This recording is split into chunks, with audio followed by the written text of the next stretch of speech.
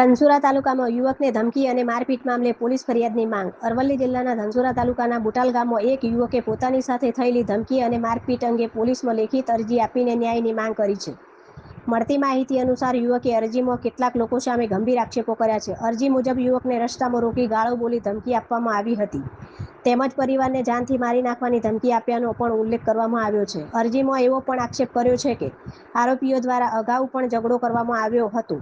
યુવકે સમગ્ર મામલે પોલીસ તંત્રને યોગ્ય તપાસ કરી કડક કાર્યવાહી કરવાની માંગ કરી છે.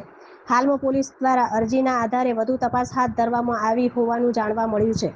Bureau office Modasa.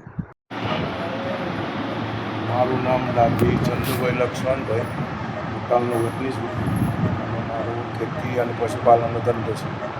હું ખેતરમાંની સવારે 9:30-10 વાગ્યાની અંદર જ્યારે આવતો હતો ગામમાં ઘરનું કામ ખેતી રસ્તામાં બુટાલ પંચાયત વોટર વર્ક્સની બાજુમાં રિપેરિંગ કામનું કામ હતું. ત્યાં આગળ આ સરપંચ પતિ તો ઊભો હતો, એટલે મેં એને પૂછ્યું કે ભાઈ તું કામ કેમ કરાવ? સરપંચ નથી, પંચાયતમાં કોઈ નહીં પૂછ્યું કે તું કામ કરાવું, તું કેમ સરપંચ છે? એટલે પછી તો મને ગાળો બોલવા માંડ્યો. મસ્ત ગાળો પડી અને મારવાની ધમકી આલી, કારણ કે વહીથી જતો રહે ને ગા ઓયરી મતન ગાલીને બોચી મારી નાખે. એટલે વહીથી જતો રહે ન ઉપાડી મને હોમો મળતો નહીં ને કે જીવતો ના રહે. એટલે હું ઘેર આવીને ગભરાઈ ગયો. એટલે પછી મને એમ લાગ્યું કે ચાલો આ તો કાઢું કામ. એટલે મેં પોલીસ સ્ટેશન ફરિયાદ આલી. એટલે પોલીસવાળાએ એવું જવાબ આપ્યો કે ભાઈ તમે જાતે આવો સહી કરવા માટે.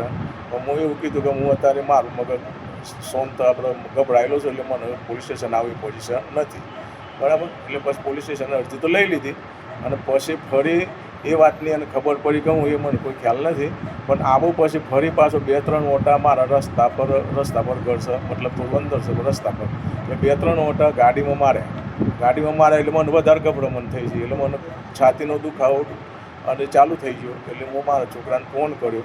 એ જ ઘેર આવીને તાત્કાલિક 108 બોલાવી અને મને બાયડ શિવાલિકમાં દાખલ કર્યો. ત્યારે હું શિવાલિકમાં દાખલ જ છું. હજુ મને પૂરેપૂરો આરામ